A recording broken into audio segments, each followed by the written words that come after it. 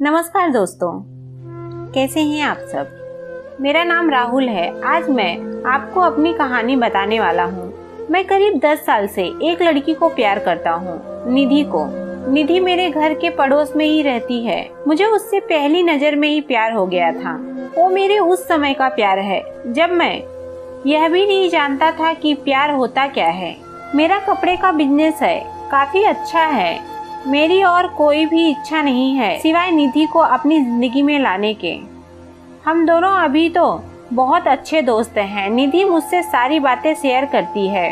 अभी तक मैंने उसे प्यार का इजहार नहीं किया है। निधि का एक सपना है कि उसे मुंबई जाकर एक एक्ट्रेस बनना है, फिल्मों या टीवी में। इसलिए मैंने उसका सपना पूरा करने के लिए उसकी मदद की। उसके घर वालों को मनाया और उसे मुंबई भी मैं ही छोड़कर आया था। निधि के पापा उसके बचपन में ही चल बसे थे। उसकी मम्मी के साथ वो अपने मामा के यहाँ रहती है। निधि को उस समय बहुत शौक लगा था। कुछ दिनों तक वो बोल भी नहीं रही थी, मामा को पापा कह रही थी। उस समय से उनका परिवार निकल गया। अब मैं चाहता हूँ कि निधि अपना यह सपना पूरा करे, इसलिए मैं भी उसकी मदद कर रहा हूँ। लेकिन शायद उतना आसान भी नहीं था। निधि 3 सालों से मुंबई में है। मैं उससे बात करता रहता हूँ, कभी कभी मिल भी आता हूँ। मेरे दोस्त मुझसे कहते हैं कि मैं निधि को प्रपोज कर दूं। ऐसा बहुत बार उनके कहने पर एक रात मैंने निधि को फोन किया।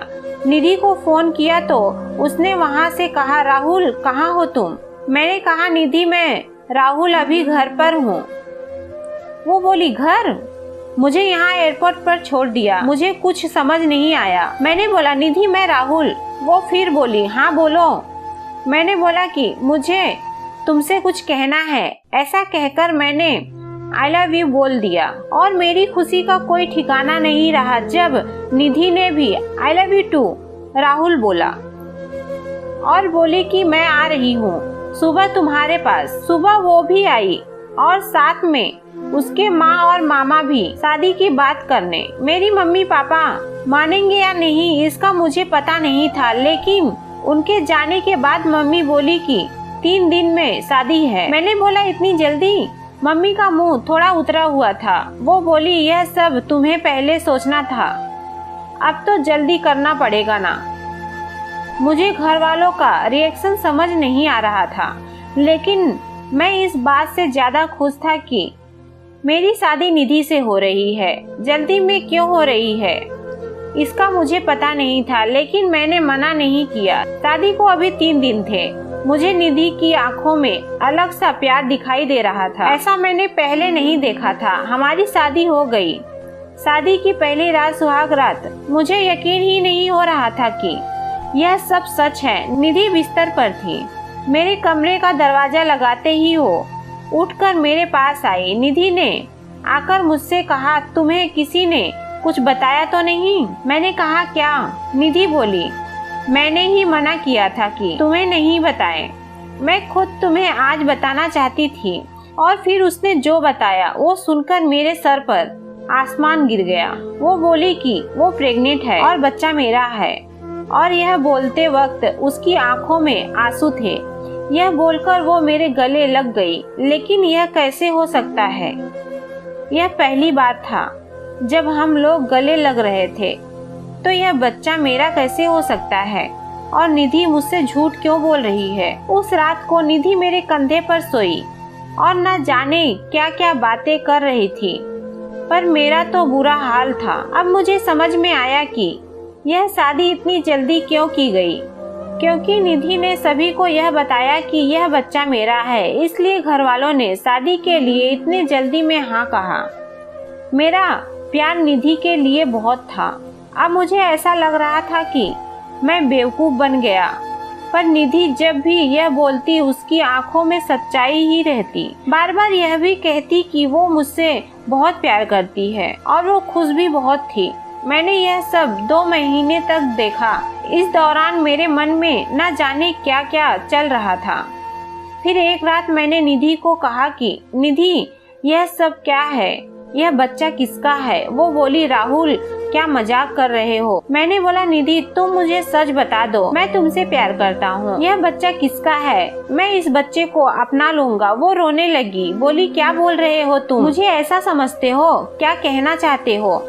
यह तुम्हारा नहीं है। उस रात मेरे सब्र का बांध टूट गया और मैंने निधि को घर से जाने को कह दिया। निधि उसी समय अपने घर रोते हुए चली गई।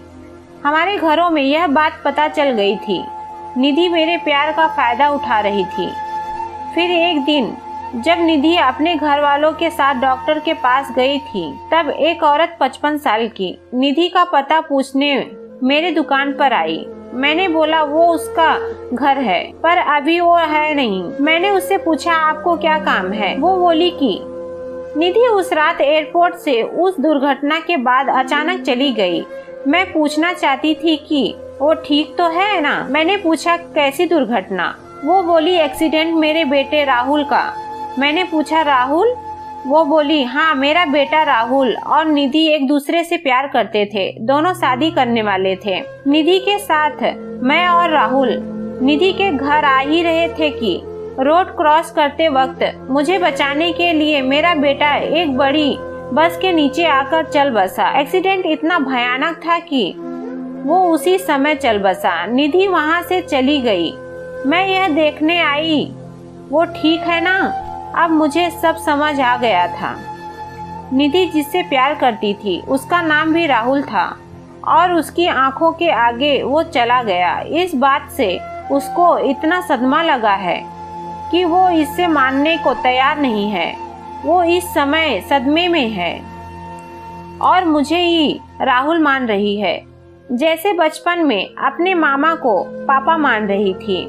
इसलिए उसकी आंखों में सच्चाई दिखाई दे रही थी। मैंने भी ठीक उसी समय उसे फोन किया था और प्रपोज किया था, इसलिए वो इस तरह से बात कर रही थी।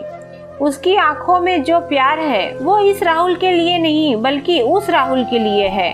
मैंने उन्हें निधि से मिलने नहीं दिया और उन्हें कहा कि आप जाएं, मैं उसका पति हूँ, मैं उसका ख्याल रख लूंगा। मैं नहीं चाहता था कि निधि को सब याद आ जाए।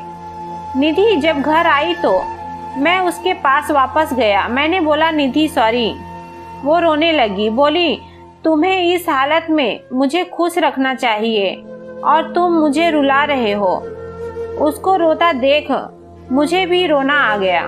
निधि की इस हालत पर मुझे समझ नहीं आ रहा था मैं क्या करूं। निधि को मैं झूठ कह रहा था, लेकिन मुझे यह नहीं पता था कि वो सच को मान नहीं रही है। मैंने निधि को मनाया और अपने साथ वापस ले आया। अब मैं उसे अकेला नहीं छोड़ सकता था।